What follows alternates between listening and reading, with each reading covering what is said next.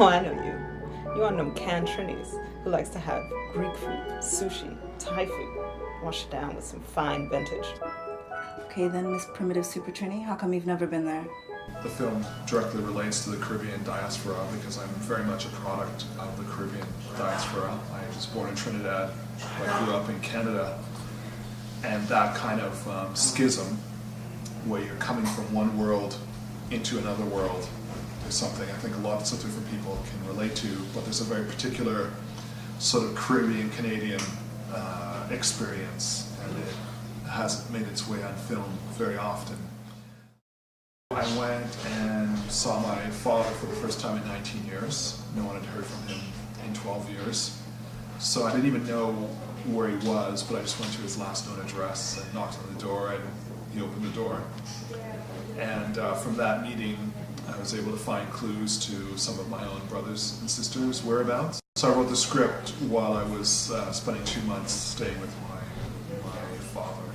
What inspired me to be part of this film?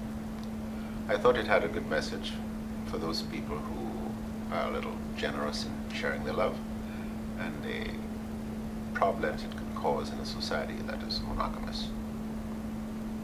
I heard about him having all these outside children all over the place, and I thought, man, some of them got to be feeling the same kind of pain as me, be mad as me, having to watch their moms cry and suffer and break their arse trying to put food on the table. I said to myself, somebody has to kill that nigger. I created this thing called the FLC plan, where I try to set down as specifically as possible what the whole sort of plan was for the film.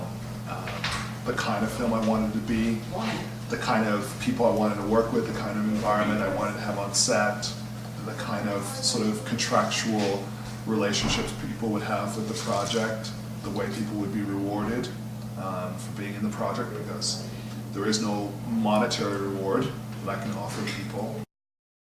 It's been great in a lot of ways. There's a diversity in age, so we have 4 different generations of people in this crew. So I think it's a good eclectic mix. We have a good international mix, so it's been a very multicultural, cosmopolitan kind of mix of people as well. For being fairly green actors, it was great because he really held our hand through the whole process and made sure that we were very prepared, and kept us very informed of what was going on from the start, from casting to when we were in production. Right off the bat, Ricardo wanted the crew and people in the production staff to know about our process. So the crew was invited to a screen reading that we had. So I mean, that was great for them to involve them in that. And for us, we were invited to a production meeting. And so, that kind of gave us a chance to look at their work and see what they go through and what they need to do on a day-to-day basis.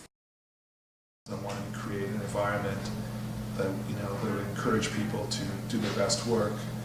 The actors are all sort of new actors, so we've shot the script more or less verbatim. However, they've had a lot of latitude in how they would portray their characters. I've tried not to micromanage. Yeah, it's actually quite interesting because I was finding a lot of things in myself, or a lot of characteristics of May that I was developing off screen, and I really noticed it with my screen partner, Angie. I feel that I took the older sister role, wanting to help her and wanting to have her be more like me, like big sisters do, right? Well, I think we're both really spontaneous. We're both very, very childlike in the way that we approach things.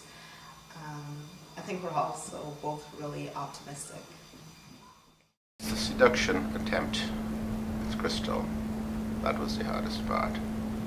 It was hard because I could identify with the desperation of the character of Thomas in his last declining years, as it were, his last hurrah, and his understanding of the emptiness of the type of life he led. But still, by reflex, he has to go through the motions, knowing it's really an empty action. That's really a sad situation. Getting over the fact that I'm, have to physically attack another female, which is something I've never done in my life, was the first barrier that I had to overcome. But once I got right into it, it was actually kind of fun. not fun, but still, it was a nice change, to be able to just release all the tensions and stuff that you have. Okay. But I wanted to stage it here just because I thought it was Hey, Paul, is that enough ratio? Or? She's looking at Daphne. Be aware of where you are, and now you're fully self-sufficient. Engage. What color? Red. Make it sound number one.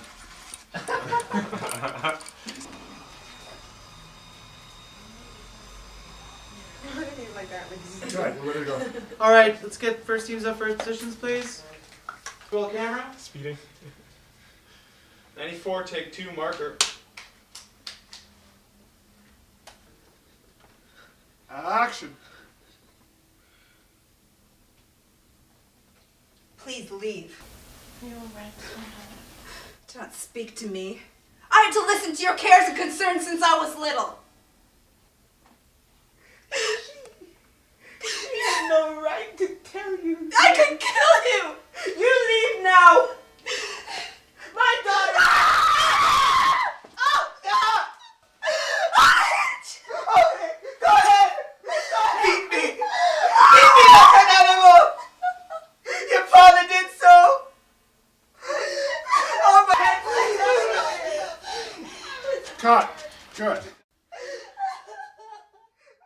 I hope the audience will get a sense that even though we all, on some level or another, feel lost, but I think we can all be found, we can all sort of reclaim a stronger sense of family, of community, of belonging.